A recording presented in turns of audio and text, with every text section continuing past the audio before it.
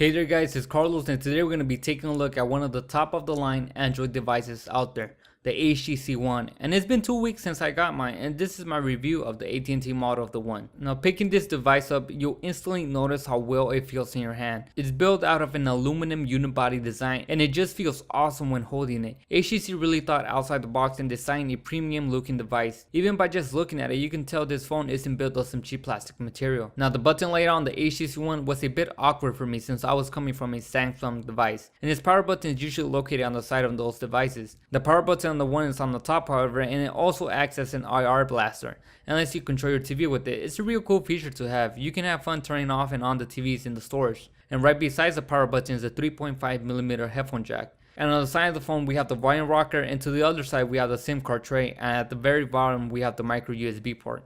In the front we have two hardware key buttons, a back and a home button.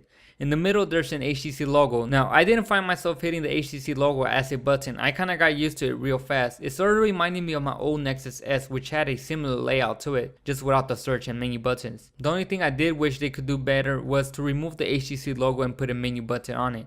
I personally prefer the 3-button layout found on the Droid DNA. Moving right along, we have that gorgeous 4.7-inch Super LCD 3 display packing a 1920 by 1080p resolution with a 468 ppi. Yes, a 468 pixel per inch density, the most on any smartphone today, and it all has to do with that 4.7-inch display. The screen on the One is very vibrant and bright and viewable when you're outside of the internet. Its viewing angles are just absolutely amazing. People sitting next to you will actually be able to read and see everything you're seeing on your One. So you have to be a little bit careful around who you sit next to. Now above the display there are an array of sensors and a front facing camera, but we'll get to that in a second. The main attraction is those dual amplified front facing speakers, and they're truly amazing to listen to.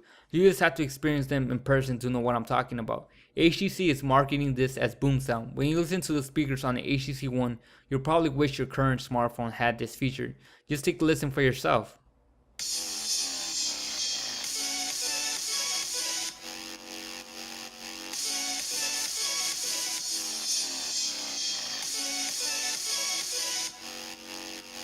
Yup, they're awesome. It's one of my favorite features on this device. It takes media consumption to a whole nother level. Now before we get ahead in the review, this is a smartphone and many people miss its main purpose, to make phone calls. No, not text messaging, phone calls. The HTC One has nice and crisp audio when you listen to the other person talk, and when you talk back to the person, they can hear you just fine. And I didn't have any issues at all not hearing the other person or vice versa. HTC probably took the biggest risk and added a 4 ultra pixel camera to the HTC One. Well, actually it's a 4 megapixel camera. Ultra pixel is just a marketing term that HTC is using. The HTC One camera allows up to 300% more light to come into the sensor and making it a boss in low light performance. This is probably one of the best cameras for low light images, right next to that Lumia 920. Now daylight pictures come out okay, not the best since it is a 4 megapixel camera, so there isn't a lot of detail in the pictures and you could definitely tell when you try to zoom into the picture. The video comes out really good as well, and the stabilization is perfect if you don't have steady hands like I do, and it didn't disappoint me at all. And my other favorite feature is that front facing camera, which is a wide angle lens. So you're able to fit a lot of people or objects when taking a front facing picture. And it's worth mentioning that it's a 2.1 megapixel sensor, so it lets you record in 1080p, which definitely makes it a great camera for vloggers if they forget their vlogging camera at home. Another feature that HTC introduced to the camera is a feature called Zoe, which lets you take a short video clip and lets you go back to choose the best frame from that short clip. This is extremely useful when you're trying to get a perfect shot of your little family members running around or animals, since they always tend to move around a lot. The HTC One is being powered by a 1.7 GHz quad-core Snapdragon 600 CPU, 2 GB of RAM, and you could choose from an internal storage of 32 GB or 64 GB variants. And it comes with a 2300 mAh battery. Now I was a bit worried that this small battery wouldn't last all day, but it did. I was able to get 13 or 14 hours of battery life with my general usage of using Twitter, Facebook, messaging, calling, and somewhat of YouTube videos. And with heavy usage, it would last me around 7 hours. So that's pretty good considering it's a small battery. The One literally eats benchmarks for breakfast. I mean it. It scored a 12,347 scoring quadrant, and the phone just feels super snappy and it's quick.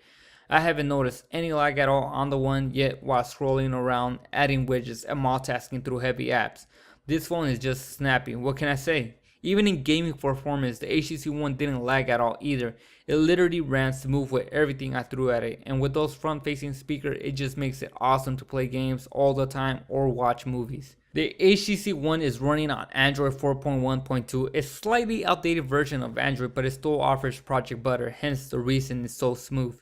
Sense 5 is also on the One, and it wasn't a pleasure to use at all. I felt it made Android more complicated to use. For example, to change the wallpaper on many Android devices, all you have to do is just long press on the home screen to change it, but not in Sense. You have to go into the settings and change the wallpaper.